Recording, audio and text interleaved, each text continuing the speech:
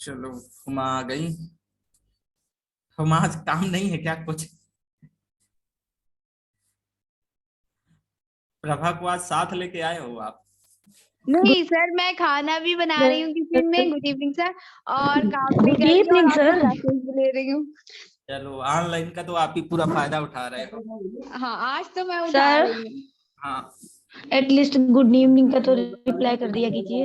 हाँ, good evening, good evening, good evening. Allah, Prabha.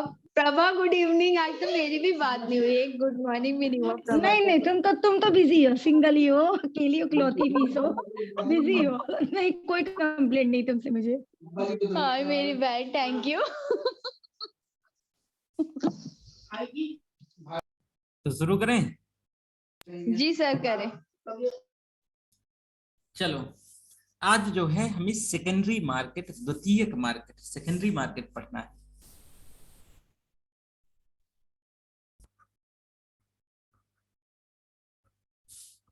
Live कर दें फिर, जब तक एक दो बच्चा तो आ ही जाएगा जो है।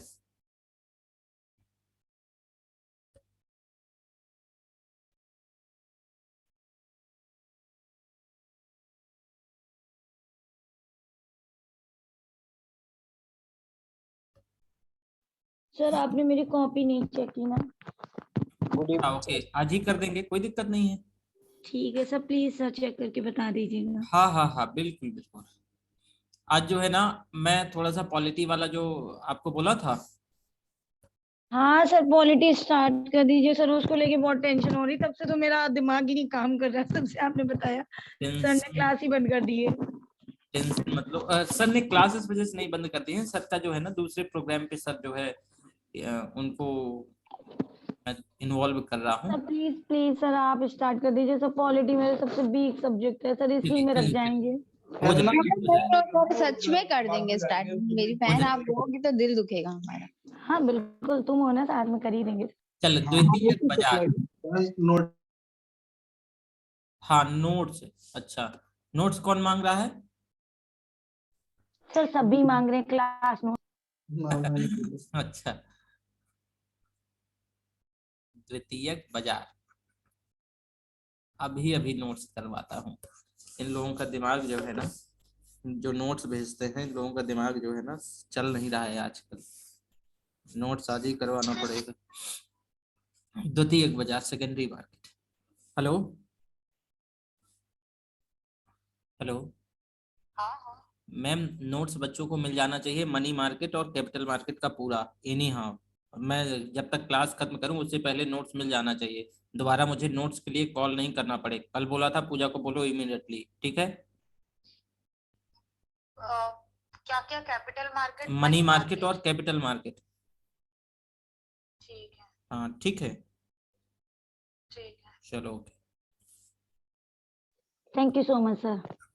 ठीक है।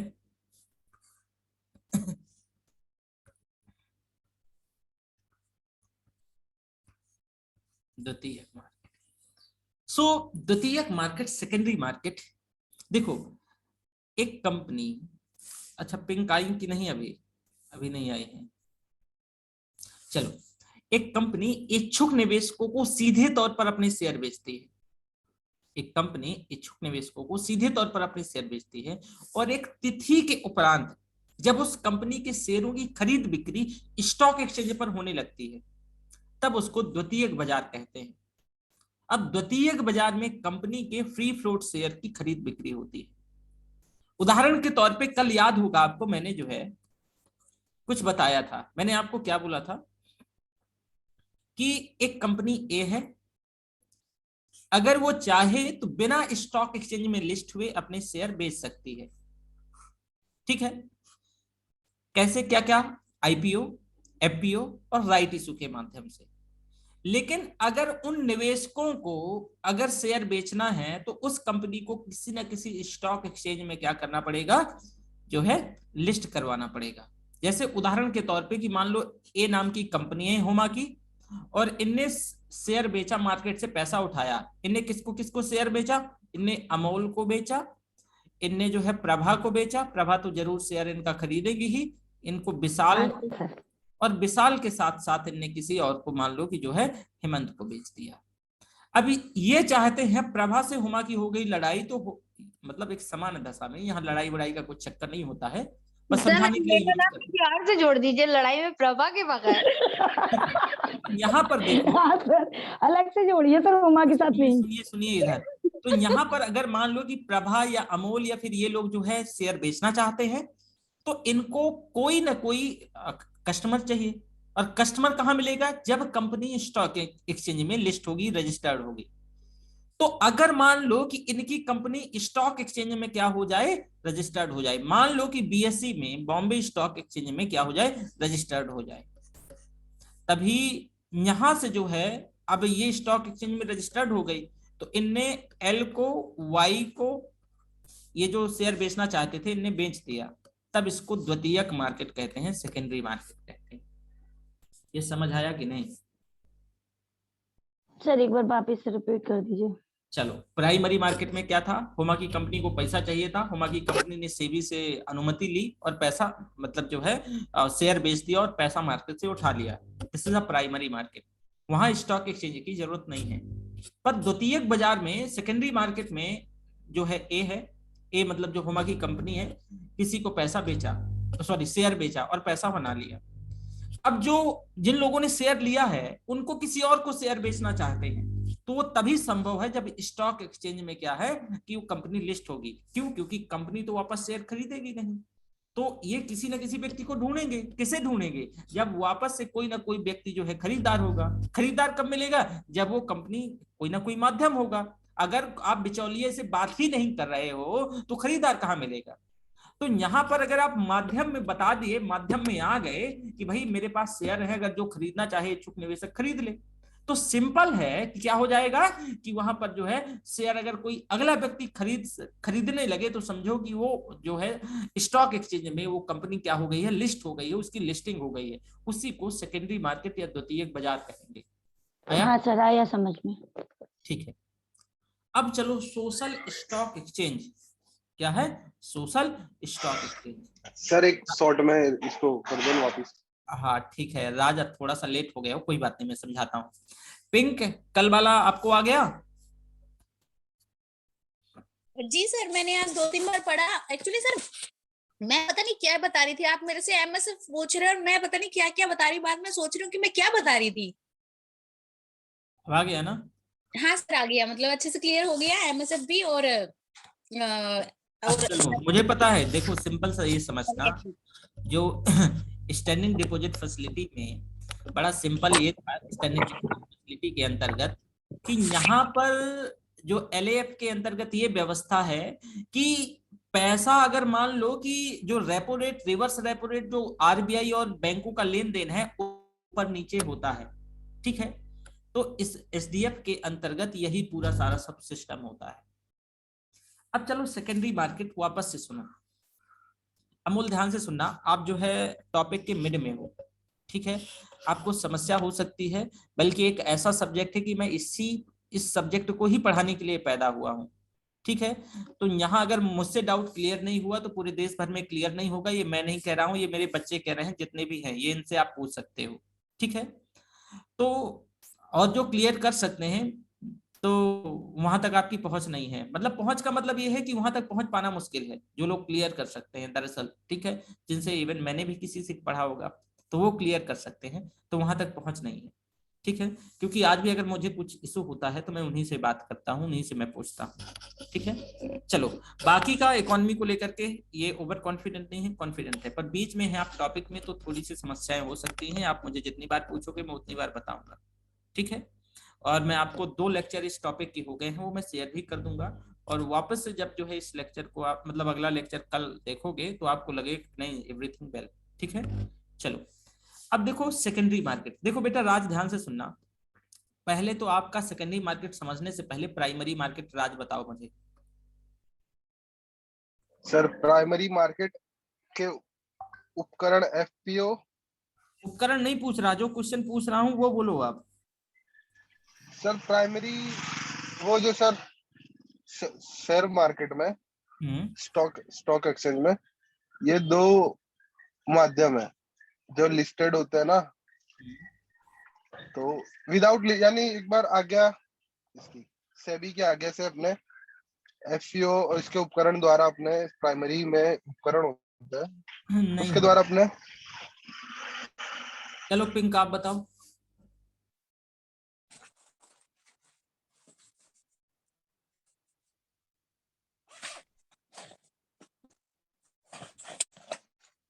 और प्रतिभा उपाध्याय आप बताओ।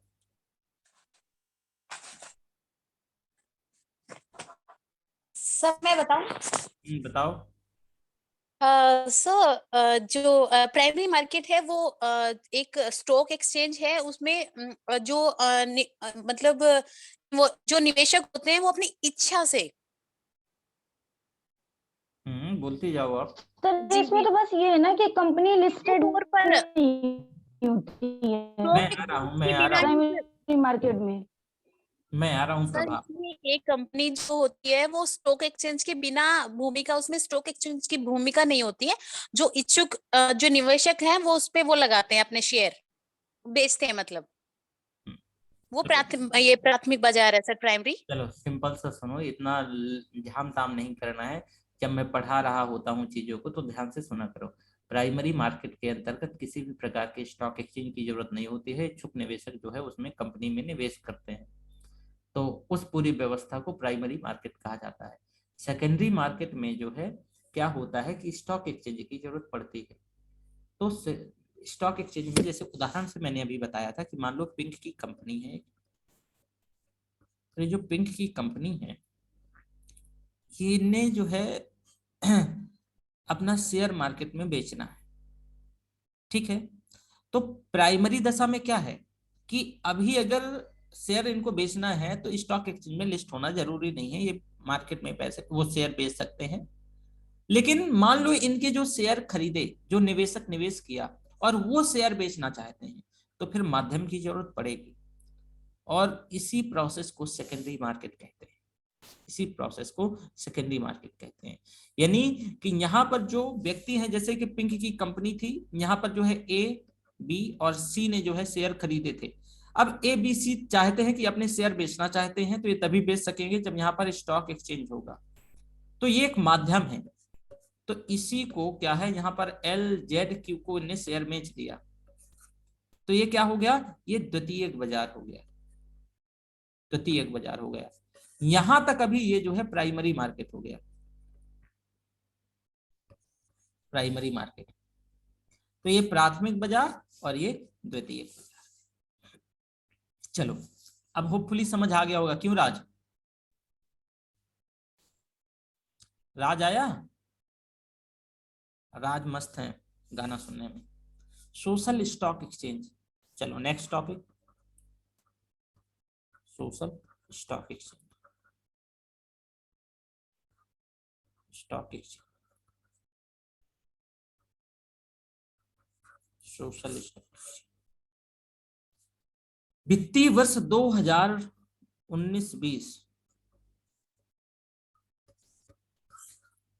के बजट भाषण के दौरान वित्त मंत्री सामाजिक उद्यमों और स्वैच्छिक संगठनों हेतु सोशल स्टॉक एक्सचेंज का प्रस्ताव रखा था, और इसी के आधार पर security and exchange board of India, ये कौन है, ये जो सेबी है, ये शेयर मार्केट का बॉस है। जैसे बैंकिंग सिस्टम का बॉस कौन है, आरबीआई, उसी तरह जो है ये सेबी भी शेयर मार्केट का बॉस है।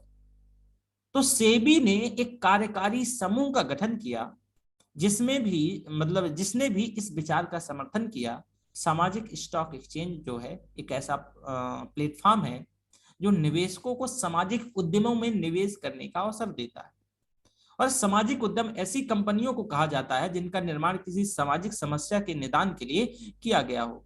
इनका उद्देश्य दरअसल जो है लाभ बढ़ाने का नहीं होता है, सामाजिक समस्याओं को सॉल्व करने का होता है। वैसी कंपनियों को हम सोशल स्टॉक कहते हैं, ठीक है, सामाजिक उद्यम है। अब भाई सामाजिक स्टॉक एक्सचेंज जो है अन्य बड़े स्टॉक एक्सचेंज जैसे कि एनएससी बीएससी की तरह ही कार्य करते हैं, परंतु इस स्टॉक एक्सचेंज का उद्देश्य सामाजिक कल्याण का होता है, सोशल वेलफेयर का होता है। और भारत में सिक्योरिटी एंड एक्सचेंज के जो नियम कानून होते हैं तो उसके तहत सामाजिक उद्यम और जो स्वयंसेवी संगठनों को इस सोशल स्टॉक एक्सचेंज से जोड़ा जाता है। और इस प्रकार से वे जो है ऋण पत्र, जो आपको मैंने डिवेंचर के बारे में बताया था, शेयर हो गया, म्यूचुअल फंड हो गया, इसके तौर पे पूंजी प्राप्त करते हैं और इसके माध्यम से सामाजिक उद्यमों को अपनी क्रियाकलापों के लिए निवेश करते हैं। और साथ ही व्यय और वितरण को एक पारदर्शी तरीके से आम जनता के साथ वो क्या करते हैं, शेयर करते हैं। अब सिंगापुर, इंग्लैंड, कनाडा ऐसे कई देशों में सोशल स्टॉक एक्सचेंज जो है वर्तमान में उपस्थित है। और इन देशों में जैसे हेल्थ हो गया, एनवायरमेंट हो गया, तो ऐसे बहुत सारे क्षेत्रों पे जो है काम करती है। तो इस प्रकार के सोशल स्टॉक एक्सचेंज से जो है पूंजी प्राप्त करने की अनुमति दी गई। ऐसे stock exchange social stock exchange होते हैं। नहीं समझ आया ना? सर आ गया। ठीक है, तो सर, बहुत इंडिया बढ़िया। में भी है ये? हम्म, ये इंडिया में भी है? हाँ, इसके लिए जो है बजट मतलब बजट 2019-20 वाला था ना, उसको अनुमति, सोशल स्टॉक एक्सचेंज की अनुमति दी गई थी। ठीक है, तो इस पे जो है कुछ कंपनियां काम करने लगे। Okay sir. चलो, अगला है सब हेडिंग, शेयर बाजार से संबंधित कुछ महत्वपूर्ण शब्दावलियां हैं। ये ध्यान से समझिएगा, ये जानिएगा। यहाँ से कुछ जो है अमोल, आपको यहाँ से चीजें थोड़ा थोड़ा जो है समझ आना शुरू होंगी। ठीक है, चलो। शेयर बाजार से संबंधित जो है कुछ शब्दावलियां, यानी कि जो है नंबर 1 है मार्केट कैपिटलाइजेशन, बाजारी पूंजीकरण। इसका मैंने बताया हूं, जो पुराने बच्चे थे, और कई बार इसका उपयोग भी किया है। कोई बच्चा बता सकेगा कि कब उपयोग किया है? जब मैं बता रहा था कि फला बैंक बाजारी पूंजीकरण के आधार पे टॉप पर है, याद आ रहा है कुछ? तो वहां पर बाजारी पूंजीकरण मैंने समझाया था। दोबारा समझो। बाजारी पूंजीकरण किसी कंपनी के बाजारी मूल्य को दर्शाता है और इसकी गणना उस कंपनी के कुल शेयरों की संख्या को कंपनी के एक शेयर का जो वैल्यू होता है उसे मल्टीप्लाई कर देते हैं और उसका जो है मार्केट वैल्यू निकल आ जाता है, जो है मार्केट कैपिटलाइजेशन निकल के आ जाता है। उदाहरण के तौर पे ऐसे समझो, जो है अमूल है, अमूल की एक कंपनी है, Amul Pvt LTD, Pvt LTD. अच्छा, प्राइवेट कंपनियां क्या होती हैं पता है ना कि नहीं पता?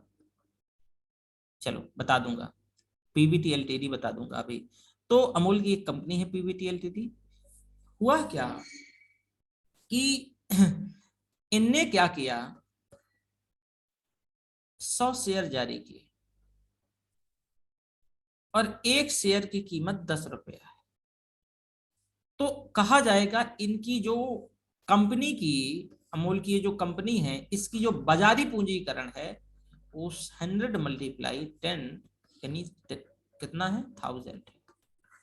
ये इनकी क्या है, बाजारी पूंजीकरण है। क्या है? बाजारी पूंजीकरण। बाजारी पूंजीकरण में जो टोटल शेयर्स का एक शेयर से मल्टीप्लाई करके बाजारी पूंजीकरण निकाला जाता है। ठीक है, तो इसको मार्केट कैपिटलाइजेशन कहते हैं।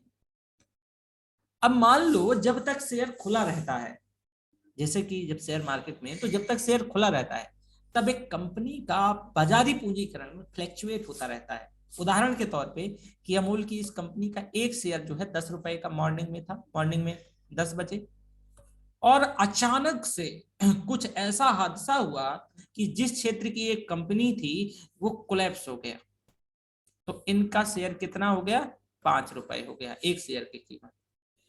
तो अब इनका बाजारी पूंजीकरण कितना हो गया, 500 रुपया हो गया। तो जब तक मार्केट खुला रहेगा तो बाजारी पूंजीकरण क्या होता रहेगा, फ्लैक्चुएट होता रहेगा। बाजारी पूंजीकरण के आधार पर ही यह तय होता है कि एक कंपनी का जो साइज क्या है, आकार क्या है। और बाजारी पूंजीकरण के आधार पर जो रिलायंस इंडस्ट्री लिमिटेड, भारत की सबसे बड़ी कंपनी, जो रिलायंस इंडस्ट्री है, इंडस्ट्री लिमिटेड है, तो किसके मार्केट कैपिटलाइजेशन के आधार पर भारत की सबसे बड़ी कंपनी।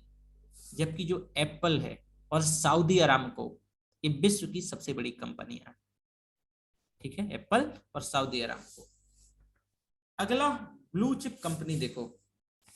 अच्छा, सूटकेस कंपनी कौन कौन जानता है? नहीं जानते सर। चलो बता दूंगा। खोखली कंपनी भी बोलते हैं उनको।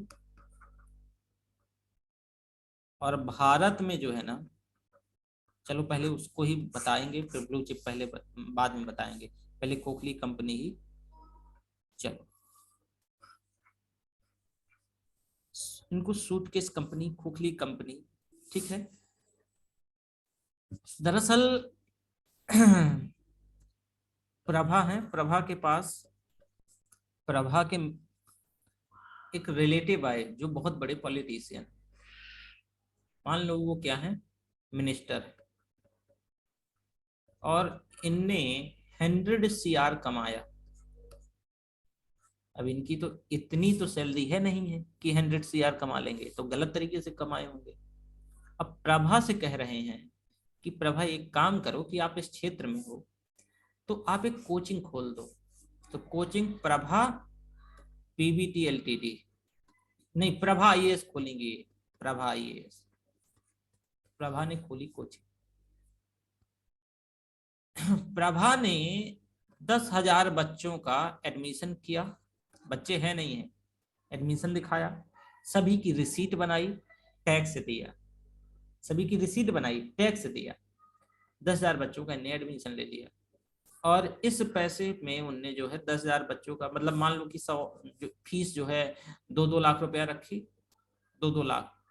तो ये जो 10,000 बच्चे हैं ना, अब मान लो कि जितना 100 करोड़ में पूज जाए, ऐसा कुछ जो 100 करोड़ में पूज जाए, और इन्होंने टैक्स भी दे दिया। दरअसल यहाँ पर प्रभा की जो एक कंपनी है ही नहीं है, प्रभा की कोचिंग है ही नहीं है। प्रभा ने फर्जी 10,000 लोगों के नाम पे क्या किया है कि एडमिशन किया है। ना प्रभा पढ़ा रही है, ना कोई संस्थान है, ना जो है जहाँ पे कोचिंग है, कुछ नहीं है, ना टीचर है, कुछ भी नहीं है। बस है तो क्या, सिर्फ और सिर्फ अगर यहाँ पर है तो सिर्फ कागजों में वो कंपनी है। तो ऐसी कंपनी को जो है ना सूटकेस कंपनी कहते हैं, ठीक है। मतलब सर क्या बोलते हैं इसको, ऐसे भी बोलेंगे जो नहीं है ब्लैक मनी को वाइट करने के लिए सूटकेस कंपनी का यूज करते हैं। हाँ, मतलब सूटकेस कंपनियों का इसका जो है ब्लैक मनी को व्हाइट करने के लिए प्रयोग करते हैं, बिल्कुल करते हैं। लेकिन सूटकेस कंपनी का मतलब ये है कि जो कागजों पर हो, एक्चुअल में वो कंपनी हो ही ना। ओके सर, ठीक है, कागजों पर हो। आप भारत का जितना भी नेता लोग है ना, मैं थोड़ा सा नेताओं के बारे में बात करने से डरता हूँ, पता नहीं कब उठवा ले। तो जितना नेता लोग है ना, आपने कभी देखा कि कभी कोई दूध बेचता था, कभी कोई दूध में पानी मिला के बेचता था, और अचानक से अरबपति कैसे हो गए? तो दरअसल यही फंडा है। जब ये नॉमिनेशन फाइल करते हैं ना, नॉमिनेशन उसमें भी पूरा दिखाते नहीं है, नॉमिनेशन में भी, लेकिन आपने देखा होगा 400 करोड़ रुपया, 20 करोड़ रुपया, 25 करोड़ रुपया। अरे एक सामान्य व्यक्ति, आपसे मैं पूछता हूं, पर इस पे कोई पूरा देश आवाज नहीं उठाता है, इस पे कोई आवाज नहीं उठाता है कि एक्चुअल में इनकी अचानक से इतना संपत्ति कैसे बढ़ रहा है। जो है सभी का तो खर्चा ही पानी चल रहा है, इससे ज्यादा कुछ नहीं हो रहा। पानी मिला के, आपने बताया ना, बात अच्छा लॉजिक है, पानी मिला के। तो पानी नहीं, पहले दूध पानी बेचते थे, ठीक है, लेकिन अचानक से 5,000 करोड़, 2,000 करोड़, 2,500 करोड़, वो ब्लू चिप कंपनी के तौर पे। कैसे? उदाहरण देता हूं। कैसे होता है ना कि जब बाहर से, आपने कभी सोचा कि भारत में जो निवेशक काहे नहीं निवेश करना चाहते हैं? भारत में कोई निवेशक निवेश करने आया तो इंडस्ट्री मिनिस्टर बोले, हेवी इंडस्ट्री मिनिस्टर बोले कि देखो एक काम करना होगा कि जो आप सड़क बनाने जा रहे हो या फिर जो आप ब्रिज बनाने जा रहे हो, तो आपको मेरी कंपनी से क्या लेना पड़ेगा? सीमेंट लेना पड़ेगा। उसने रेडी कर दिया, उसने हाँ बोल दिया कि ठीक है सर, मैं आपकी कंपनी से सीमेंट ले लूंगा। जब उसने बोला कि अच्छा प्रोवाइड करवाओ, तो वो कंपनी दरअसल है ही नहीं है, वो सिर्फ कागजों पर। तो अब जो है क्या करेगा कि वो बना के देगा रिसीट की मैंने, उस नेता ने वो रिसीट बना के देगा कि फला व्यक्ति मेरी कंपनी पर इतने करोड़, 100 करोड़ रुपया क्या किया, निवेश किया, इन्वेस्ट किया। और जब 100 करोड़ रुपया इन्वेस्ट किया तो बताओ उसकी खोखली कंपनी दरअसल है ही नहीं है, सारा पूरा प्रोसेस हो गया, तो हो गया। तो बहुत सारा प्रेशर होता है जब लोग बाहर से पैसा लेके आते हैं कि हमारे में निवेश करो, इसमें निवेश करो, खोखली कंपनियों में निवेश करो। तो हमारे जो करप्ट पॉलिटिशियन है ना, इसके आड़े भी आते हैं कई बार। चलो अब वापस चलते हैं हम ब्लू चिप कंपनी। देखो वे कंपनियां जो कि आकार में बहुत भारी है, बहुत बड़ी है और निरंतर समृद्धि दर्ज करती हैं, जिनके लाभ का एक इतिहास है, निरंतर इतिहास है, और टाइम टू टाइम अपने शेयर धारक को, शेयर होल्डर को एक लाभांश, एक लाभ का हिस्सा देती है। ऐसी कंपनियों में निवेश करना कम रिस्की होता है और ऐसी कंपनियों को हम ब्लू चिप कंपनी कहते हैं। सिंपल से समझो कि मस्त कंपनी, धांसू कंपनी, वही ब्लू चिप कंपनी। उसके क्राइटेरिया क्या है मस्त और धांसू कंपनी के? कि यहां पर की समृद्धि हमेशा उसका ग्रोथ दर्ज हुआ हो, लाभ हमेशा बनाई हो, कुछ घपला नहीं करी हो, समय समय पर जो शेयर होल्डर है उनका मतलब उनको एक लाभांश दी हो। तो ऐसी कंपनियां क्या कहलाएंगी? ब्लू चिप कंपनियां कहलाती। अब प्रमुख सूचकांकों में सम्मिलित की गई सभी ब्लू चिप कंपनी होती हैं। जो आपको निफ्टी 50 याद है, सेंसेक्स 30, तो इस जो सेंसेक्स में जो शामिल हैं कंपनी वो सभी ब्लू चिप कंपनी है। परंतु सूचकांक में सम्मिलित कंपनियां ही केवल ब्लू चिप कंपनियां नहीं होती कि 50 कंपनियां सभी ब्लू चिप होंगी। उसमें ऐसी भी कंपनी हो सकती है जो ब्लू चिप ना हो, लेकिन मोस्ट ऑफ द केस में कि ब्लू चिप कंपनियां जो बड़े बड़े सूचकांक है वो उसमें शामिल होती है, वैसी कंपनियां जो है ब्लू चिप कंपनियां कहलाती है। यहां तक अगर कोई डाउट हो तो पूछो। ब्लू चिप कंपनियां नहीं सर कोई डाउट नहीं। सर ब्लू चिप कंपनियां जो होती है वो 1 नंबर में होती है, मतलब प्योरिटी के साथ काम करती हाँ, मतलब किसी प्रकार से देखो वहां मतलब इन्वेस्ट करना बहुत क्या होता है, इजी होता है, आसान होता है। ठीक है, उदाहरण के तौर पे कि कोई कंपनी आपने पैसा लगाया तो एक आपको प्रॉपर लाभांश दे रही है, हमेशा ग्रोथ कर रही है जी। और उसका एक साफ स्वच्छ इतिहास है। ठीक है, तो ऐसी कंपनियां जो है उनको हम ब्लू चिप कंपनियां कहते हैं। अगला है तेजड़िया और मंदड़िया। तेजड़िया और मंदड़िया, बुल्स और बियर्स, खूब नाम सुना होगा। मंदड़िया,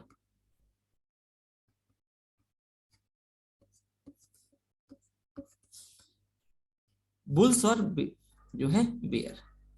कभी बिजनेस वाला पेज उठा के देखना तो कभी कभी बुल्स एकदम तैनात खड़ा होगा और कभी कभी बियर ऐसे। तो अभी बताऊं, आप खुद ही समझ जाओगे कि दरअसल ये काहे बना रहता है बिजनेस वाले पेज में और ये होता क्या है बुल्स और बियर। तेजड़िया और मंदड़िया, तेजड़िया और मंदड़िया दोनों ही इन्वेस्टर हैं। तेजड़िया आशावादी है, बाजार ऊपर जाएगा, बाजार ऊपर जाएगा, बाजार ऊपर जाएगा। तो ये क्या है? आशावादी है, आशावादी।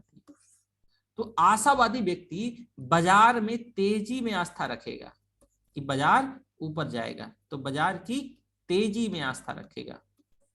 इसका मानना है कि बाजार ऊपर जाएगा, तो ये शेयरों की क्या है? खरीदारी करेगा। इसे लग रहा है कि बाजार ऊपर जाएगा तो शेयर खरीदेगा, खरीदारी करेगा।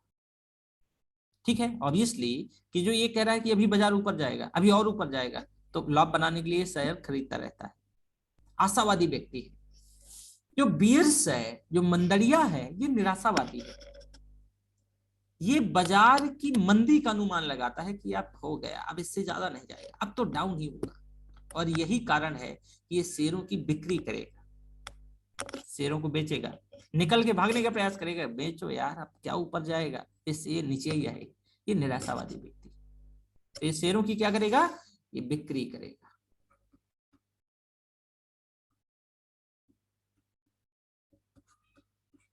अच्छा, इसको सिंपल से समझने के लिए मैं आपको एक बेहतरीन उदाहरण देता हूं। ठीक है, कौन व्यक्ति अपने जब छोटे थे, आप कौन कौन व्यक्ति आप में से किसान फैमिली से आता है? सर मैं। अच्छा, तो ये बताओ कि भैया या पिताजी कभी जो है मार्केट में मतलब कोई सामान लेकर के, जैसे कि किसान फैमिली से आते हो, तो अगर मान लो टमाटर है तो मार्केट में जो मार्केट सप्ताह में लगती है तो कभी भैया लोग गए हैं? आप छोटी थी, भैया लोगों के साथ गई हूँ। सर गेहूं या फिर कपास लेके जाते हैं। अच्छा, गेहूं या कपास, चलो ठीक है। यहाँ पर देखो क्या होता है कि एक व्यक्ति ने कोई और मैसेज किया है। अच्छा हाँ सर, बोली लगती है, आप ये बोल रहे हो कि बोली लगती है? नहीं, वहां पर हाँ बोली का भी इससे संबंध होता है। होता क्या है कि आप जो है, जैसे कि मैं एक हार्डकोर किसान फैमिली से आता हूँ, तो मेरे मतलब पिताजी या मेरे बाबा जब जाया करते थे तो मैं कभी कभी जो है उनके साथ चला जाता था। तो मैं देखा करता था कि जैसे मैं अपने बाबा और पिताजी का एग्जांपल देता हूँ। मेरे पिताजी बहुत पेशेंस, मतलब उन्हें लगता है, तो मेरे पिताजी जो है ना, स्टार्टिंग में मान लो कोई आया और बोला कि वो सब एक साथ देते थे सामान, मतलब एक साथ का मतलब जो है बल्क में देते थे।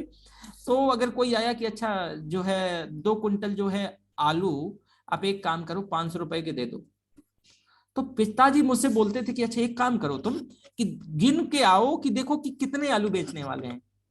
मुझे वो तब समझ नहीं थी, मैंने कहा ऐसे क्यों? तो बोले कि अरे बस तुम गिन के आओ। तो पिताजी, मैं गिन के बताया कि 20 हैं पापा, तो बोले अच्छा। तो बोले इसको 500 वाले को बोलते थे कि नहीं अभी जो है 500 का नहीं देंगे, हम 600 का देंगे, 700 का देंगे, मतलब ये आशावादी। इन्हें लग रहा है कि अभी बाजार ऊपर जाएगा, आशा करे आशावादी। इन्हें क्या लग रहा है, बाजार ऊपर जाएगा, 600 का, 700 का, 800 का बिकेगा। तो आशावादी हैं तो बाजार की तेजी में आस्था रखते हैं, तो क्या करेंगे, शेयरों की खरीदारी करते हैं। तो मेरे पिताजी क्या करते थे कि आसपास के जितने भी और आलू बेचने वाले हैं तो जल्दी पहुंच जाते थे। तो क्योंकि भाड़ा मतलब जो है घर से वहां का वो बच जाता था, तो उनसे जो है ना 500 में ही खरीद लेते थे, 700 में खरीद लेते थे। और शाम तक जब जो है, शाम होती होती जब मार्केट लगती है तो बल्क में, क्योंकि बहुत बड़ा बड़ा व्यापारी आता है, तो उन्हीं से 500 का खरीदा हुआ 600 में बेच देते थे उन्हें। ये कैसे, ये क्या हुए, आशावादी हुए। जब मैं अपने दादाजी के साथ जाता था तो दादाजी के साथ मैंने एक चीज ये देखी वहां पर कि मार्केट आया, मार्केट में गए और कोई भी व्यक्ति कि आया पहली बार, कोई भी व्यापारी, और जैसे ही आया तो उन्हें पूछा कि अच्छा क्या रेट है आलू, उन्होंने कहा कि 500 रुपए का है, उन्हें बेच के चले गए। हम उनसे पूछे कि ऐसा क्यों, आप तो बहुत जल्दी घर चलते हो? बोले कि नहीं, अब क्या ही है, जितना लोग आना था तो वो आ गया, इससे ज्यादा नहीं बढ़ेगा। ठीक है, तो उतना जल्दी ही बेच के चले गए। तो निराशावादी व्यक्ति, तो जो निराशावादी व्यक्ति है वो मंदी का अनुमान लगाता है कि ये मार्केट इससे नीचे ही जाएगा, इतने में ही बेच के निकल दो। तो क्या होगा, मंदड़िया बेच के निकलने का प्रयास करेगा, और तेजड़िया किसका वेट करेगा, मार्केट के ऊपर जाने का वेट करेगा। अब यही कारण है कि वो शेयरों की क्या करेगा, जो मंदड़िया है वो बिक्री करेगा, बेचने का, निकलने का प्रयास करेगा। और जब शेयर बाजार मतलब जब शेयर बाजार लगातार ऊपर की ओर जाता है तब बाजार को बुलिश कहेंगे क्योंकि ऊपर जा रहा है। और जब मान लो कि बाजार लगातार नीचे की ओर जाता है तब उसको बियरिश कहते हैं। तो तेजड़िया और मंदड़िया समझ आया ना, कि जो आशा करे कि अभी नहीं, अभी मत बेचो, अभी मत बेचो, अभी तो मार्केट ऊपर जाएगा, अभी मार्केट ऊपर जाएगा, मतलब क्या है वो बुलिश है। और कह रहा है जो कि अब यार निकलो, अब इससे ऊपर नहीं जाएगा, मंदी आएगी, वो क्या है, बेरिश है, मंदड़िया है। चलो ये समझ गए। हाँ सर समझ गए। अब स्टैग, स्टैग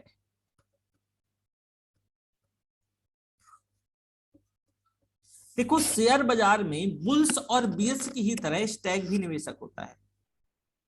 जो बुल्स और बियर्स की तरह ये भी निवेशक है। अब वे भी बाजार में गति की दिशा का क्या करता है, अनुमान लगाता है। और ये अल्पकालीन निवेशक है, शॉर्ट टर्म वाला। अल्पकालीन लाभ बनाने के उद्देश्य से ये पैसा लगाता है और ये तत्काल लाभ बनाने का प्रयास करता है, और वे एक ही दिन में शेयर को खरीद करके बेचने का प्रयास करेगा। तो वे कंपनियों के आईपीओ में निवेश करता है, और जिस दिन कंपनी लिस्ट हुई, सूचीबद्ध हुई, उसी दिन शेयरों को बेच करके लाभ बना करके और निकल जाएगा। तो एक कंपनी के शेयरों की लिस्टिंग के बाद शेयरों की गति पर जो है किसी भी प्रकार की सीमा नहीं लगी होती है। इस वजह से मैंने आपको कल बताया था कि जो है जिस कंपनी का आईपीओ आता है तो लोग सोचते हैं कि मुझे इतना मिल जाए ठीक ठाक कंपनी का, और उसी दिन उन्होंने जो है जिस दिन वो मार्केट में लिस्ट हुई कंपनी, उस दिन क्या किया उन लोगों ने कि बेचा और निकल गए। सिंपल से समझो कि ये जो स्टैग है ये बुल्स और बियर्स की ही तरह निवेशक है, पर वो लंबे समय वो अनुमान लगा रहे हैं, वो होल्ड पे रखे हैं, ये होल्ड पे नहीं रखता। आज ही लगाया पैसा और शाम में इसको लगा कि अच्छा 2 रुपया बढ़ गया, पैसा कम पा रहा है क्या, आज ही पैसा लगाया और आज ही जो है इसको लगा कि ऊपर नीचे थोड़ा बहुत हुआ मार्केट और निकल लिया आज ही। तो ऐसे लोग को क्या कहते हैं, ऐसे निवेशक को स्टैग कहते हैं। ठीक है, समझ आया ना? ये अल्पकालीन होता है, मतलब से ज्यादा प्रॉफिट की वजह से नहीं रुकता है, जितना प्रॉफिट मिल गया थोड़ा लंबे बहुत समय तो के गिर लिए गया। नहीं रुकता, ज्यादा कम का इसका कोई लेना देना नहीं है। मतलब ये आज सुबह पैसा लगाया, शाम में पैसा निकालने का प्रयास करेगा। ठीक है, तो स्टैग मतलब सिंपल सा, ये जो ऐसा निवेशक है जो शॉर्ट टर्म, इसका जो है ना मतलब ये बाजार की दिशा का अनुमान लगा के बैठा है, लेकिन ये अल्पकालीन निवेशक है, शॉर्ट टर्म का जो है निवेशक है। ठीक है, ये घूमता रहता है मार्केट में, कभी इसमें लगाया निकाला, उसमें लगाया निकाला, उसमें लगाया निकाला, ये ऐसा है। ठीक है, हाँ सर। चलो अगला है इनसाइडर ट्रेडिंग, भेदिया कारोबारी। भेदिया कारोबारी सर भेदिया का मतलब क्या होता है? बताता हूं। भेदिया कारोबारी, भेद बताना, सिंपल सा ये समझो, भेद बताने से संबंध है। ठीक है, कहा जाता है कि रावण को तब तक नहीं मारा जा सकता था जब तक जो है ना आपकी नोट्स आ गई, जब तक कि जो है ना उसका भाई विभीषण भेद ना बताता। ठीक है, तो भेदिया कारोबारी भी कुछ ऐसा ही होगा, देखते हैं जब क्या है। देखो भाई, ये शेयर बाजार में ये जो एक अवैध क्रिया है, ये इलीगल है। और यदि एक व्यक्ति किसी कंपनी के खास पदों पर, किसी कंपनी से संबंधित होने के कारण उस कंपनी के संदर्भ में गोपनीयता रखता है, गोपनीय जानकारी रखता है, तो इन जानकारियों के आधार पर यदि वह इन शेयरों की खरीद बिक्री करे तब उसको भेदिया कारोबारी कहेंगे। और इस पर जो है सेबी निगरानी करती है, नजर रखती है। ऐसे समझो ना, राज की एक कंपनी है, मतलब एक इंडस्ट्रियल ग्रुप से आते हैं, इनने क्या किया कि एक कंपनी के किसी को सीईओ बनाया, सीईओ बनाया। और ये अब सीईओ भाई बहुत इंपॉर्टेंट पोस्ट है ये, तो सब कुछ पता होगा। अब इस कंपनी का जो है मान लो कि इसका जो है एफपीओ या जो है आईपीओ, इनिशियल पब्लिक ऑफर, और एफपीओ की आज आ रहा है, और ये गोपनीय जानकारी अपने रिश्तेदारों को दे दिया। उससे क्या हो सकता है कि आप देखोगे कि कारोबार में असर पड़ सकता है। कैसे असर पड़ जाएगा कि अपने रिश्तेदारों को पूरी इंटरनल खबर दे रहा है कि कंपनी में क्या है क्या नहीं है, तो एक्चुअल में जो मार्केट है वो तो कंप्रोमाइज हो जाएगी ना। तो व्यक्तियों पर जो खास अगर जिस दिन ये सब काम होना होता है ना, कि जब आईपीओ जारी होना होता है, तो उस कंपनी के सीईओ, अगर मान लो सीईओ जो उस कंपनी का बाहरी है, बाहरी मतलब जो है कि मान लो कि योग्यता के आधार पर भरा गया है। सामान्यतः भारत में तो कंपनी के सीईओ बाहरी नहीं होते हैं, वही वंशानुक्रम पर चले आते हैं कि मेरे पापा की कंपनी है तो मैं सीईओ रहूंगा, वो कितना भी गधा हूं, मेरी कंपनी है तो मेरा बेटा सीईओ रहेगा, वो चाहे कितना भी गधा हो। भारत में एक ये ट्रेंड है। ठीक है, लेकिन फिर भी अगर मान लो कि सीईओ उसका बाहरी है, जिससे कंपनी को लगता है कि ये अगर गोपनीय इंफॉर्मेशन शेयर कर दे तो कंपनी का जो वैल्यूएशन है वो कंप्रोमाइज हो सकता है, तो ऐसे व्यक्तियों पर जो सेबी है वो नजर रखती है प्रॉपरली। और इन पे एक मतलब इतना कंट्रोल नहीं किया जाता, लेकिन प्रॉपर नजर रखा जाता है कि कहाँ बात चल रही है, कहाँ क्या कैसे, ये सारी चीजें। तो इसको भेदिया कारोबार या इनसाइडर ट्रेडिंग कहते हैं। समझ आया? हाँ सर आया। कंपनी का भेद ना बता दे किसी को।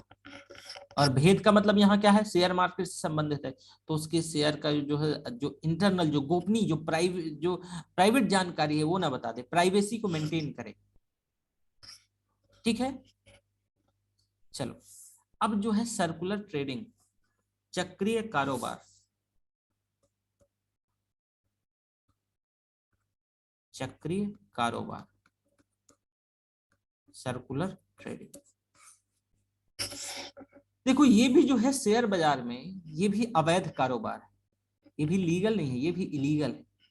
और इसके अंतर्गत कुछ निवेशक जो कि एक दूसरे से परिचित होते हैं, अब किसी कंपनी के शेयरों को आपस में खरीद करके इसके मूल्य में वृद्धि करके एक निश्चित स्तर तक ले जाते हैं और उस ऊपर के स्तर पर जो है अन्य निवेशक को बेच देते हैं। तो इन शेयरों की खरीदारी जब वो दूसरे निवेशकों को बेच देंगे, जब खरीदारी करने लगते हैं दूसरे निवेशक, तब आपस में संबंधित ये निवेशक उन शेयरों को ऊपर के दाम पर में बेच करके निकल लेते हैं। इसको सर्कुलर ट्रेडिंग बोलते हैं, ये भी इलीगल है। ऐसे समझो ना, इसमें भी नजर रखी जाती है। मान लो कि आपका बहुत बड़ा, आपका जो है कॉलेज वॉलेज पूरा दोस्तों से जो मिला करके जो है 10,000 लोगों का ग्रुप, आपने रिश्तेदारों के दोस्तों को मिलाया, अपने दोस्तों को मिलाया, 10,000 लोग हो गए और आपने सभी को कहा कि देखो आज जो है जैसे ही ट्रेडिंग शुरू हो तो एक काम करना कि एक कंपनी का जो शेयर है सब लोग इस शेयर को खरीदना।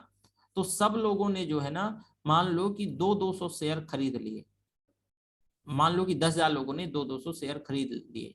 तो आप बताओ कि जब मांग बढ़ेगी तो शेयर की कीमत बढ़ेगी कि नहीं बढ़ेगी? भाई सब लोग खरीद रहे हैं तो शेयर का कीमत, मान लो कि एक शेयर की कीमत जो है 100 रुपए है और अगर सब लोग 10,000 लोग अचानक से शेयर खरीद रहे हैं, ठीक है, और एक व्यक्ति के कहने पे खरीद रहे हैं मान लो, तो इसकी कीमत जहां 100 रुपए थी, अब मांग बहुत ज्यादा बढ़ रही है तो मांग बढ़ेगी और सप्लाई तो उतनी ही है, सप्लाई पर्याप्त नहीं है या फिर बढ़ाई नहीं गई है, सप्लाई तो उतनी ही है, तो शेयर की कीमत बढ़ जाएगी। अब मान लो एक शेयर की कीमत धीरे धीरे शाम तक आते आते 1,000 रुपया हो जाए, जरा समझना, 1,000 हो जाए।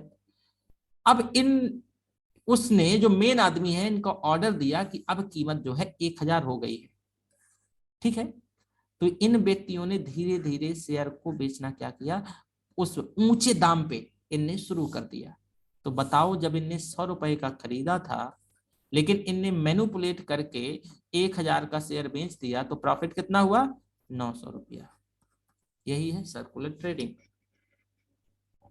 क्या है ये सर्कुलर ट्रेडिंग? ये समझ आया कि नहीं?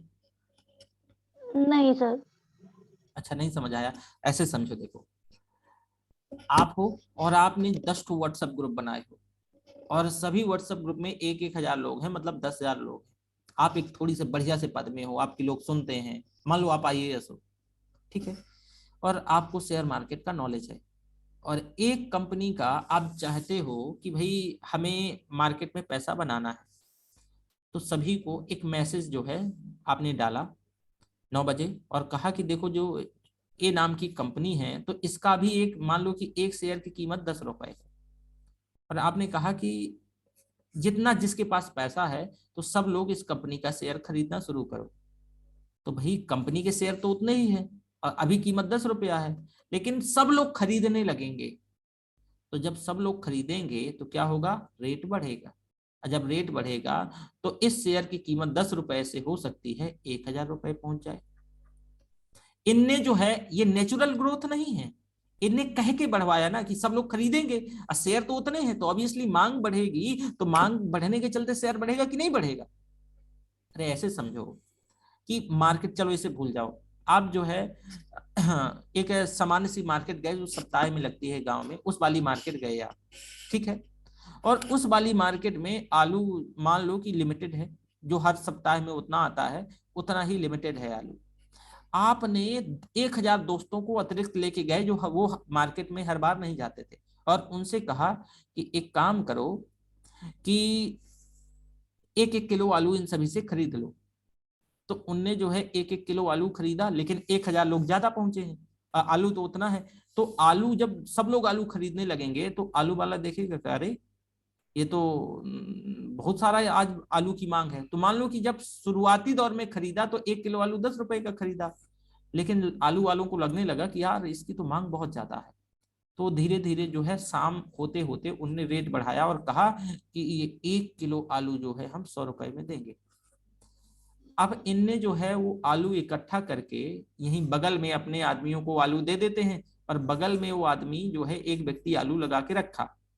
तो भाई और भी तो लोग मार्केट में हैं, और जब और हाँ। लोग मार्केट में हैं तो मैं आपको ये बता दूं कि और लोग आलू, अब ये सब लोग आलू बेच देंगे तो और लोग मार्केट में हैं तो कितना, सब लोगों को 1000 में आलू खरीदना पड़ेगा। तो आप ये बताओ कि यहाँ पर दरअसल जो है, जब बात 10 रुपये में ये लोग खरीदे थे और ये कितना बना लिए, 990 रुपया प्रॉफिट बना लिए। और इनको कौन सा सब्जी बनाना था, ये जब 1000 का आलू हुआ तो ये सब लोग बेच के निकल लिए। तो ये तो इलीगल है, ये तो नेचुरल प्रोसेस से इसमें वृद्धि नहीं हुई है। लोगों को मोबिलाइज करके पहले खरीदा गया और जब रेट बढ़ गया वही लोग मार्केट में बेच के चले गए।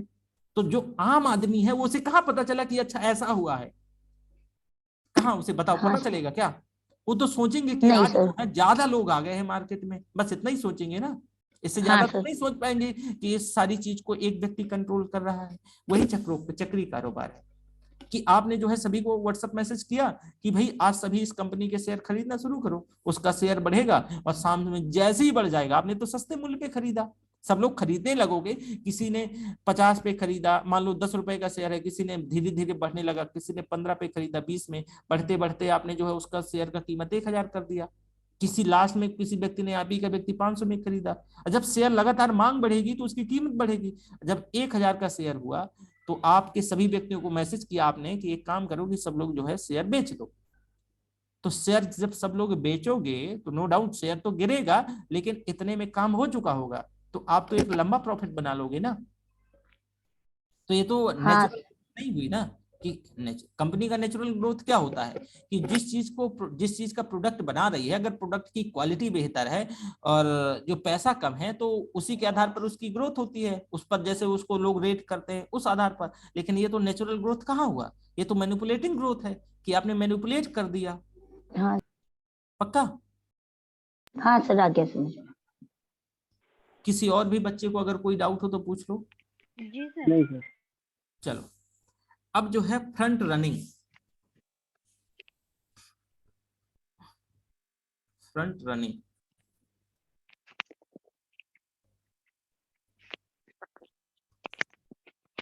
ये फ्रंट रनिंग क्या है, ये जरा देखो। देखो ये शेयर बाजार में एक और अवैध और अनैतिक गतिविधि है। ये भी अवैध अवैध है, अनैतिक है, इलीगल है। यह किसी परिसंपत्ति की कीमत को प्रभावित करने की क्षमता रखने वाले बड़े सौदों या रेटिंग फर्मों के पूर्वानुमान की पूर्व सूचना के आधार पर शेयर बाजार में उसी परिसंपत्ति की खरीद बिक्री करना है। इसे जो है टेल गेटिंग के नाम से भी जाना जाता है, टेल गेटिंग। और ये सामान्य तौर पे कि स्टॉक ब्रोकर्स, फंड मैनेजर, इसके द्वारा ये किया जाता है। और जब उन्हें किसी क्लाइंट से बहुत बड़ा ऑर्डर मिलता है तब वे अपने क्लाइंट के लिए जो है शेयर खरीदने से पहले अपने खाते में स्टॉक खरीदने के लिए वो फ्रंट रन करते हैं और इस प्रक्रिया में वो जो है अपना लाभ बनाते हैं। तो ब्रोकर और ग्राहकों को अपने फर्म के द्वारा खरीद या बिक्री की भविष्य में जो दी जाने वाली सिफारिश की जो पूर्व सूचना है उसके आधार पर जो है स्टॉक खरीदने या बेचने के लिए फ्रंट रन करते हैं। और यही जो है क्या है, फ्रंट रनिंग है। ठीक है, ये समझ आया कि नहीं? सर एग्जाम्पल दे दीजिए इसका। अच्छा, दोबारा समझाता हूँ, एग्जांपल भी देता हूँ। देखो, एक शेयर मार्केट है और उस बाजार, ये इलीगल है, ध्यान रखना। अब मान लो कि यह किसी परिसंपत्ति की कीमत को प्रभावित करने वाले कुछ बड़े बड़े जो हैं सौदागर हैं कुछ। अब वो सौदागर कुछ बड़े जो हैं सौदा करते हैं, या फिर जो रेटिंग फर्म जो रेट करती है ना, वैसे बहुत सारी जो कंपनियां हैं जो रेटिंग देती हैं, तो रेटिंग फर्मों के पूर्वानुमान की पूर्व सूचना के आधार पर एक वो अनुमान लगाते हैं और उसकी सूचना, उस अनुमान की सूचना के आधार पर शेयर बाजार में उसी परिसंपत्ति की खरीद बिक्री करते हैं। अगर मान लो कि किसी कंपनी ने रेट किया कि ये इसकी स्थिति बहुत पुअर है, तो लोग उस कंपनी, अब उसने अनुमान लगाया और उसी आधार पर लोग अचानक से शेयर बेचने लगे तो उसकी शेयर की कीमत बहुत पुअर हो जाएगी। इसको टेलीगेटिंग के नाम से भी जानते हैं। ऐसे समझो यहां पर कि कुछ ब्रोकर्स हैं, बहुत बड़े ब्रोकर हैं, फंड मैनेजर्स हैं, ठीक है। और मान लो कि हुमा की कोई कंपनी है। अब हुमा की कंपनी है और इनके जो है ब्रोकर्स हैं, फंड मैनेजर्स हैं, और इनकी कंपनी को किसी ने रेट किया। रेटिंग मतलब जो है क्रेडिट रेटिंग होती है, तो रेट किया। अभी रेट नहीं किया, उसने एक अनुमान लगाया और उसी अनुमान के आधार पर इनने शेयरों की खरीद बिक्री कर ली। अगर अच्छे का अनुमान लगाया, किसी क्रेडिट रेटिंग ने कहा कि ये कंपनी तो ऊपर जाने वाली है, अभी उसने रेट नहीं किया, बस अनुमान लगाया, तो अचानक से इनके पास पैसा तो है कि भाई ये ब्रोकर्स हैं तो लोगों का पैसा आता है, फंड मैनेजर्स हैं तो पैसा आता है, तो इनने क्या किया कि पैसा उसी के आधार पर लगा दिया कंपनी में, तो इनने क्या है, प्रॉफिट बना लिया। ठीक है, तो यही फ्रंट रनिंग है। ठीक है, ठीक है दूसरे के पैसे पे प्रॉफिट बना लिए ना। ठीक है, तो यही क्या है, फ्रंट रनिंग। सर नहीं आया समझ में। चलो वापस से समझाता हूं। मैंने कहा, ध्यान से सुनना पहले, कि ये शेयर बाजार में ये भी एक इलीगल प्रोसेस है, ये भी एक अनइथिकल है। अब ये किसी परिसंपत्ति की कीमत को प्रभावित करने की क्षमता रखने वाले बड़े सौदों, या बड़े सौदा मतलब जो बड़ा कोई अगर डील हुई हो, या रेटिंग फर्मों के पूर्वानुमान की पूर्व सूचना के आधार पर शेयर बाजार में उसी परिसंपत्ति की खरीद बिक्री करना जिसका पूर्वानुमान लगाया गया, इसको हम टेलगेटिंग के नाम से भी जानते हैं। और ये आम तौर पर स्टॉक ब्रोकर्स, फंड मैनेजर्स इसके द्वारा, क्योंकि इन ये डील कर रहे होते हैं और इनके पास मोटा पैसा होता है, और जब उन्हें किसी क्लाइंट से एक बड़ा ऑर्डर मिल जाता है, मोटा पैसा मिल जाता है, तो वे अपने क्लाइंट के लिए शेयर खरीदने से पहले, अभी क्लाइंट ने जो अपने शेयर खरीदने के लिए पैसा दिया है, लेकिन शेयर खरीदने से पहले अपने खाते में स्टॉक खरीदने के लिए वो फ्रंट रन, मतलब पहले आ गए, तो फ्रंट रन करते हैं, पहले आ जाते हैं अपने। दरअसल उनको खरीदना था अपने क्लाइंट के लिए, लेकिन उन्होंने क्या किया कि अभी उनके लिए पैसा नहीं खरीदा, अपने खाते में पैसा वो करके कन्वर्ट करके और अपने लिए शेयर खरीद लिया। तो इस प्रक्रिया में वो खुद लाभ बनाते हैं। ठीक है, हाँ सर आ गया समझ। वो खुद लाभ बना लेंगे। दरअसल लाभ क्लाइंट का होना चाहिए था, लेकिन उनने क्या किया, खुद लाभ बना। तो खुद लाभ बना लिया। हाँ सर आ गया। ब्रोकर और ग्राहकों को अपने फर्म के द्वारा खरीद या बिक्री की भविष्य में जो दी जाने वाली सिफारिश की पूर्व सूचना के आधार पर स्टॉक को खरीदना या बेचना, यही क्या है, फ्रंट रन है। यही फ्रंट रनिंग है। तो सर ठीक है, इसे आ गया समझ। इलीगल माना जाता है गवर्नमेंट के अकॉर्डिंग? ये इलीगल है। अरे ये भी तो वैसे ही है ना कि भाई आप तो एक, ठीक है, अपनी फीस लेते हो, ठीक है। अब जैसे कि उदाहरण के तौर पे कि अगर ये जो मैनेजिंग कंपनी, जो म्यूचुअल फंड कंपनी है, आपने इन्हें पैसा दिया, ठीक है, आपने कहा कि मैं इसमें इसमें निवेश करना चाहती हूँ। इनने आपका पैसा कुछ दिन होल्ड रखा, कुछ बहाना मार के, और इनने वो पैसा कहीं और लगा दिया, शेयर मार्केट में ही कहीं और लगा दिया। तो उससे वो क्या कर लिया कि उन्हें आपका पैसा आपसे पहले लगा दिया, तो वो फ्रंट रन कर गए ना, वो पहले फ्रंट में खेल गए, यही फ्रंट रनिंग है। तो ये इलीगल तो है ना। और जो बाद में उन्हें बता दिया हमारा जो पैसा है वो पूरा का पूरा वैसे ही है, उससे कोई प्रॉफिट नहीं हुआ और अपने आप प्रॉफिट लेके हट गए। वही। अगला है, हाँ, अगला है हॉस्टाइल। ठंड लग रही है। हाँ, ठंड लग रही है। तो रजाई भिजवाऊं?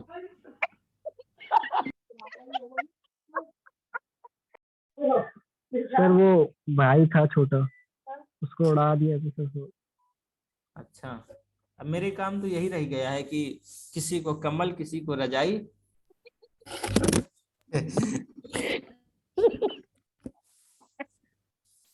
तो सर छोटा भाई था वो बीमार है चलो ना। कोई बात नहीं है, ठंड से बचाओ छोटे भाई को। फिर हॉस्टाइल बिडिंग,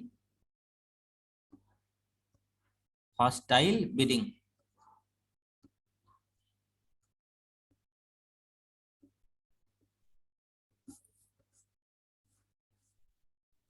छोटा भाई क्या कर रहा था, ठंड लग रही है? यस सर, नहीं मम्मी आई थी, मम्मी पूछ। कितना बड़ा है छोटा भाई? सर छोटा है मेरे से, और 7 साल का है। 7 साल? Yes sir. तो आप कितने बड़े हो? सर मैं अभी 16 का हुआ हूँ।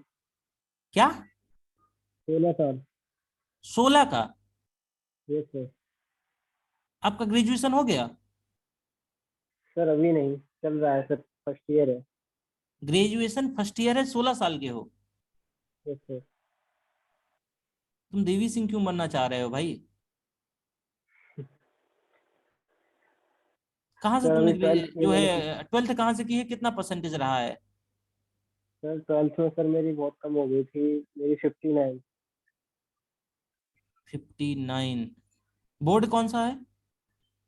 UP board. अच्छा। 12th सब्जेक्ट क्या क्या थे? 12th में सर मैथ था मेरे पास, math physics physics chemistry math chemistry. है ना? Yes sir. चलो I3 - N का हाइब्रिडाइजेशन बताओ केमिस्ट्री में। सर संकरण नहीं पढ़ा पता है ना सर। केमिस्ट्री में, संकरण? नहीं सर, मेरे केमिस्ट्री में नंबर बहुत कम आए थे सर, केमिस्ट्री चलो मेरी केमिस्ट्री छोड़ दिया, केमिस्ट्री। चलो ठीक है। भार यानी जो वेट और मास, भार और द्रव्यमान में क्या डिफरेंसेस हैं या क्या संबंध है? सर भार द्रव्यमान में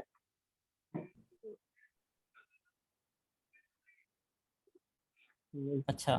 तन्यता क्या होती है? तन्यता फिजिक्स में है। मैंने कहा सर, जैसे किसी तार की कितनी मतलब कितना खिंचाव। वापस से एक बार बढ़िया से बताओ। फिजिक्स कहाँ से पढ़े हो? सर मेरे 12th में मैंने पढ़ाई ठीक से नहीं कर पाई थी। ठीक से नहीं करे? जैसे 10th में तो कहीं तक की थी पढ़ाई, बट 12th में थोड़ा प्रॉब्लम हो गई थी सर। अच्छा। चलो 16 साल के हो, यूपीएससी का तैयारी करने लगे हो, कोई घर में मतलब सपोर्ट वपोर्ट, ये सपोर्ट सॉरी कैसे मतलब यूपीएससी में पहले से मन था इतना जल्दी? पहले कोई तो है पीछे, कौन है? सर कोई अचानक नहीं। से कैसे मन किया कि यूपीएससी? यूपीएससी से पहले नीचे बहुत सारी चीजें होती। नहीं सर, बस ऐसे ही यूपीएससी मतलब पसंद था सर, मेरा मेरा भी ड्रीम है सर चलो पहले से। ठीक है। 15 साल 9 माह में मैं यूपीएससी के लिए गया था, तब मैं शॉक्ड हुआ इस बात को सुन करके कि ठीक है, और अगर मैं देर पहुंचा होता तो सिलेक्शन हो गया होता। जब तक मेरे नंबर, पेपर देने का नंबर आया, जब तक मैं मतलब पता है क्या हो चुका था? सैचुरेट हो चुका था। अब क्या ही पढ़े? अरे छोड़ो, मतलब जब पढ़ने का टाइम था तब नहीं पढ़ा, समझे? और ये जल्दी का नतीजा मैंने देखा। सो चलो कोई बात नहीं है। हॉस्टाइल वेडिंग देखो, और छोटे भाई को मत 7 साल की एज में यूपीएससी साथ में मत सुना करो, दोनों दोनों लोग। नहीं सर। पता चले उसको भी यूपीएससी अभी से करवा दो कि नहीं तुम अभी से करो, उसे अभी ठंडी लगती है, फिर वो पूछे कि एक बार वंस अगेन हॉस्टाइल वेडिंग, है ना? ऐसे ही बोले ना, एक बार और हो जाता तो सर बहुत मजा आती। ऐसे ही बोलेगा, वो तो छोटा है उसे नहीं समझ है। हॉस्टाइल वेडिंग देखो। जब किसी कंपनी के संस्थापक के पास अपनी ही कंपनी के अधिकांश शेयर न रह जाए, तो ऐसी स्थिति में एक संभावना बनती है कि कोई अन्य निवेशक संस्थापक की बिना इच्छा के विरुद्ध उस कंपनी के शेयर बाजार से करीब 51%, क्योंकि 51% अगर उसके पास हो गए तो जो अथॉरिटी ड्राइविंग सीट पे वही बैठ गया, तो अगर 51% से ज्यादा शेयर खरीद ले तो इस स्थिति में कंपनी पर उसका कंट्रोल हो जाएगा। तो ऐसे अधिग्रहण को हॉस्टाइल बिडिंग कहते हैं। ये अवैध तो नहीं है, पर ये अनैतिक है। किसी ने कंपनी खून पसीना एक करके बनाई और आपने उसके 60% शेयर खरीद लिए, तो ड्राइविंग लाइसेंस पे आप, कंपनी बनाती कुछ और थी, बनाने कुछ और लगेगी, विजन कुछ और था, करने कुछ और लगेगी। ये क्या है? हॉस्टाइल बिडिंग ही। ठीक है, तो आज इतना। हॉस्टाइल सर बिडिंग जो समझ ये आया कि नहीं? एनडीटीवी, सर एनडीटीवी को जैसे अडानी ने परचेज किया, ये वही है सर? वही है। ठीक है। हाँ सर। हुआ क्या, होता क्या है कि आपने जो है ना, जैसे कि ऐसे होता है, मैं बताता हूँ। हॉस्टाइल बिडिंग जो है, ये हॉस्टाइल बिडिंग ही भी, जैसे कि मान लो कि उमा है, और हुमा को तो कंपनी खोलना ही खोलना है। तो हुमा है, हुआ कुछ ऐसा कि हुमा के पास मात्र जो है अपनी कंपनी के मान लो 24% शेयर है, किसी के पास 12% है, किसी के पास जो है 17% है, किसी के पास 18% है, किसी के पास 19% है। कुल मिलाकर के ऐसे ऐसे मिलाकर के पूरे 100% हो गया मसला। सबसे ज्यादा हुमा के पास है। अब कोई व्यक्ति आया, इनके भी शेयर खरीदा, इनके भी, इनके भी, इनके भी, करीब 51% शेयर उसने खरीद लिया। तो कंपनी का सारा कंट्रोल उसी के पास पहुंच गया। तो हुमा जो है, अब कंट्रोल हुमा के पास नहीं रह जाएगा, क्योंकि शेयर तो उनके पास पहुंच गए। ठीक है, तो यही हॉस्टाइल बिडिंग है। अब ये इलीगल तो नहीं है, लेकिन अनैतिक तो है।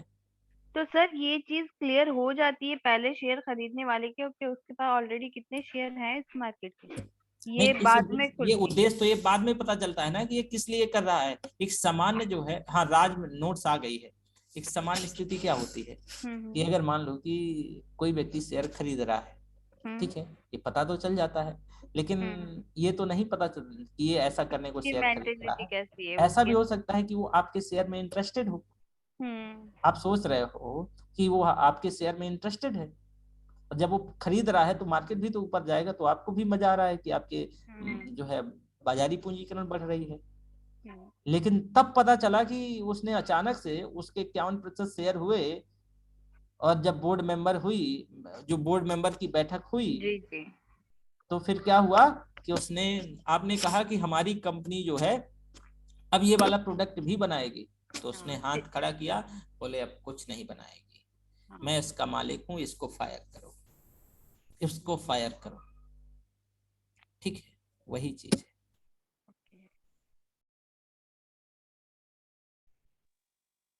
ठीक, जी सर। तो ये हो गई हमारी यहाँ तक। मैं लाइन पे रहना, 1 मिनट के अंदर मैं जो है ना साथ में आपको नोट्स भी भेज रहा हूँ। नोट्स मुझे मिल गई है। Okay sir.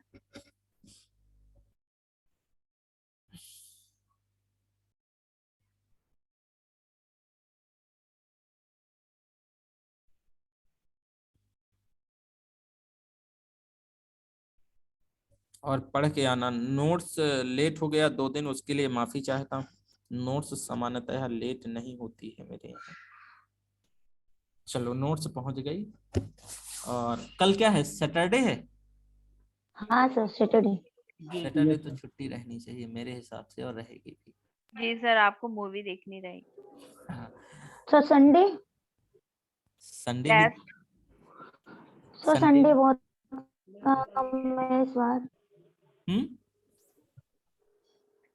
सर इस संडे फ्री नहीं हो पाएंगे सर, बहुत काम है। संडे काम है? कहाँ जाना है? सर जाना नहीं है सर, घर में पूजा लग जाती है ना, मकर संक्रांति है तो उसमें बहुत सारा सर हवन हवन पूजा उजा सब दान पुण्य सब लग जाता है सर, बिल्कुल टाइम नहीं मिलेगा। चलो ठीक है, भगवान से ये बोलना कि कुछ भी हो जाए, सिलेक्शन हो जाए। अरे सर भगवान थोड़ी ना सिलेक्शन दिलाएंगे, खुद की मेहनत से मिलेगा सही सर बताओ। सिलेक्शन। नहीं शुक्ला एक जी, मिनट। थोड़ा बहुत तो चलेगा। नहीं नहीं नहीं, सही बताओ, भगवान सिलेक्शन नहीं दिलाएंगे? सर जब मेहनत करेंगे तभी भगवान हेल्प कर पाएंगे, तो क्योंकि हमें याद रहेगा बस इतना अगर भगवान ये ने। बात मैं कहता, ये बात मैं कहता, तो शायद कुछ चीजें कुछ हद तक मतलब आप जरह करने लगती। नहीं सर नहीं करते, बिल्कुल नहीं करते, क्योंकि सर इस मामले में सर हम बिल्कुल भी बात नहीं मानते हैं। तो फिर मेरा मानना क्योंकि ये सर है कि धर्म में आस्था होनी चाहिए, पर धर्म को आपके बिजनेस या आपके करियर के आड़े नहीं आना चाहिए। नहीं आना चाहिए। सर ट्राई करेंगे सर, आपकी माँ सर आपने घुमा के बात बोल दी सर, और डायरेक्टली मैंने बहुत लॉजिकली तुम्हें जवाब दिए, समझ लेना चाहिए सर शुक्ला आपको जी। डायरेक्टली सर इनडायरेक्टली आपने बोला कि क्लास अब से नहीं करना पूजा पाठ अलग है। ठीक, सर समझ में आ गया सर। चलिए तब तो। शुक्ला जी को बहुत अच्छे से समझ में आ गया। शुक्ला जी, हमारे यहाँ शादी है और फिर भी हम क्लास ले रहे हैं, देख लीजिए, मेहमान भी है दिख तब रहा भी है हम दिख रहा कर है रहे सर, पिछले 3 दिनों से एब्सेंट ही है ये। हैं। वो सर को पता है, मैं किसी और प्रॉब्लम में भी फंसी हूँ, अमूल, पता है तुम्हें नहीं पता। मैं आपको 2 क्लासेस भेजूंगा, क्लासेस जी भेजा जी। भी था। ठीक है, वो ओके सर। क्लासेस प्लीज जो है वो कैपिटल मार्केट का है, तो ओके सर। कैपिटल मार्केट की 2 क्लासेस हुई हैं और हुमा आपको भी, ठीक है, ओके तो सर। please करके आना वो क्लासेस। सर उमा आप को हिस्ट्री और पॉलिटी की भी भेज दीजिएगा, लास्ट 2 क्लासेस इन्होंने वो भी नहीं ली हुई थी। अच्छा ठीक है, पॉलिटी में कल देखो, अब ये सर मत पढ़ा दीजिए बोलना। सर, सैटरडे सर पॉलिटी पढ़ा दीजिए सर प्लीज। हाँ तो ठीक है, ये मत बोलना कि अब मैं ही पढ़ाऊं पॉलिटी, सिर्फ पॉलिटी नहीं में इस तो बैच सर में अगर पढ़ाने जा रहा हूँ। सर अगर अच्छी पढ़ाएंगे, मतलब आप अच्छा पढ़ाएंगे तो सर अच्छी आप ही पढ़ाई पढ़ा मतलब दे। सर ही पढ़ाएंगे नहीं, अच्छा मेरे भाई। कहने का मतलब है सर, पता है आपने जब बोला हुआ था कि पॉलिटी सर से पढ़वाएंगे, तो उस टाइम हम यही बोलने वाले थे, सर आप क्यों नहीं पढ़ाएंगे। मुझे तो लगता है सर ये पॉलिटी में इकोनॉमी से बेहतर पढ़ाऊंगा या जी पढ़ाता तो सर। हूँ। सर प्लीज सर सर कल फर्स्ट क्लास दे दीजिए, आफ्टर आप ही पॉलिटी पढ़ा दीजिए सर, मेरी टेंशन दूर हो जाएगी। ठीक है, देखो सर जो है ना हमारे बहुत बेहतरीन फैकल्टी हैं, बहुत सीनियर फैकल्टी हैं। उनके साथ एक जो है एक इशू है, पता है क्या इशू है? क्या technology sir? Issue. Okay sir. उन्हें मुझे बीच में आता हूँ जब मैं ना क्लास में, तो बोलना पड़ता है कि थोड़ा सा धीमे में बच्चों को, क्योंकि वो जो है ना ऑफलाइन एकदम बहुत 15 सालों तक उन्हें लगातार ऑफलाइन में पढ़ा। सर उनका नाम क्या है? रितेश उपाध्याय। अच्छा रितेश सर। हाँ। उपाध्याय पंडित जी। ठीक है, तो जब मैं उनके साथ जब क्लास में रहता हूँ, आप देखती होंगी, तो मैं उनको बोलता हूँ कि सर थोड़ा हाँ सा सर, बच्चे हाँ सर ये बच्चे मैंने नोटिस किया है। ठीक है, मैं जब कभी बीच में आवाज आती है ना, तो आगे सुनते हैं, तो मैं बोलता हूँ कि सर थोड़ा सा बच्चे हैं, थोड़ा सा धीमे सर प्लीज। ठीक है, बोलना लेकिन सर पड़ता है। बहुत अच्छा पढ़ाते हैं सर, मतलब पढ़ाते समझ में बहुत ही ही आ बढ़िया। जाता सर, क्वेश्चन एकदम से समझ में आ जाते, फिर पीछे की थ्योरी समझ पढ़ने की जरूरत ही नहीं पड़ती, अपने यहाँ पे रिमेम्बर होने लगता है। क्योंकि देखो वो बहुत ही बेहतरीन फैकल्टी हैं, पर वो हम्म। क्लास में नहीं बैठे होते, पर यहाँ पर एक देवी सिंह क्लास में भी बैठा है और एक यहाँ पर भी बैठा है। तो इससे पता है मुझे, मैं जान जाता हूँ कि आप लोगों को क्या चीज नहीं समझ आई है, रियली में मुझे फील होता है कि अच्छा ये समझ आई नहीं। ठीक है, तब आप लोग बोलते भी हो कि नहीं आ गई है, फिर मैं बोलता हूँ कि नहीं एक बार और समझो। तो ठीक सर की स्पीड फास्ट है, इस वजह से पॉलिटी स्टॉप की हुई है सर ने। है, स्पीड बस फास्ट है, बाकी जो है मुझसे बहुत अच्छा पढ़ाते हैं। अगर सर ये इशू है तो फास्ट नहीं है स्पीड, चाहे तो आप स्टूडेंट से फीडबैक ले सकते हैं।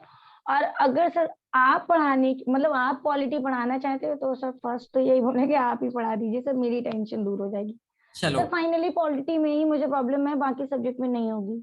कल से जो है ना एक काम करते हैं ना, कि सुबह रख सकते हैं 6 बजे 7 बजे। सर चाहे जितने बजे रख लीजिए सर, तो आई एम 5 फ्री बजे फॉर रखेंगे तो स्टडी। मैं तो 100% एग्री हूँ। 5 बजे हाँ सर, मॉर्निंग में। ये तो इनका अच्छा तो आप बताओ कि हाँ कितने ये बजे तो पॉलिटी रखना है? सर मैं सुबह 5 सर आप बजे जितने अवेलेबल रहूंगी। तो 100% शुक्ला जी सर रहेंगे? जितने बजे आप रखेंगे सर हम आ जाएंगे सर, मुझे कोई टेंशन नहीं सर, पढ़ाई की बात है तो सुबह 3 बजे भी उठ के बैठ जाएंगे। सर की क्लास कितने बजे रहती है? 11 बजे है ना? तो हाँ उस सर। हिसाब से जो है 10 बजे क्लास होनी चाहिए, लेकिन 9 बजे जो है करंट का ट्रैक कर रहा हूँ। हम्म। उससे पहले एक जगह सोशियोलॉजी ऑप्शनल और पढ़ाता हूँ, फिर वहाँ पर जो है एथिक्स एक जगह पढ़ाता हूँ। बड़ा शेड्यूल बिजी हो जाएगा, फिर मैं बतियाऊंगा कब किससे। चलो प्रैक्टिकल आया। तो सर कितने सर बजे? 6 बजे 5 बजे की क्लास, 5 5:30 की रख लें सर, अब 10 चलेगा? बजे से रहेगी क्लास हमारी। ठीक है नहीं सर सर, 10 कल बजे रहेगी सर, नहीं। कल रहेगी, कल सैटरडे से फर्स्ट क्लास दे दीजिए। शुक्ला जी फर्स्ट आप क्लास, और जाओ। मैं एकदम स्टार्टिंग से पढ़ाऊंगा, बहुत मजा आएगा क्लास में, सर जरूर तभी तो ज्वाइन बोल रहे हैं करिएगा सर, कल क्वालिटी। कल सर कल फर्स्ट क्लास दे दीजिए सर सैटरडे। सर 10 बजे तो नहीं दीजिए, हमारे लिए बड़ा मसला हो जाए। 5 बजे उठ सकती हो, 10 बजे क्या है तुम्हें काम? तो शुक्ला जी हम 5 बजे लेने तैयार है ना? अच्छा अमोल आप बता दो, और भी बच्चे, चलो वोटिंग करवा लेंगे। आप लोगों का टाइम कौन सा सूट कर रहा है भाई, सब लोग जी बता सर। दो। सर हम और सबके साथ सहमत हैं, जो जितने ज्यादा स्टूडेंट वोटिंग में हूँ उसी के साथ सहमत है, कोई प्रॉब्लम नहीं मुझे, चलो क्लास मिले पॉलिटी। अमीर साहब आप बताओ। सर मैं तो 5 से 6 बजे के बीच में अवेलेबल हूँ। 5 से 6 बजे ज्यादा ही हो जाएगा, क्योंकि रात के मैं 5 बजे सोता हूँ शाम में। ठीक है, तो मतलब आपका पूरा भरोसा मन है, ये है कि अब मैं सोऊंगा नहीं। सर आप उनसे टाइम शेड्यूल थोड़ा सा चेंज कर लीजिए, 30 मिनट का तो वैसे भी आपका उनका फर्क होगा।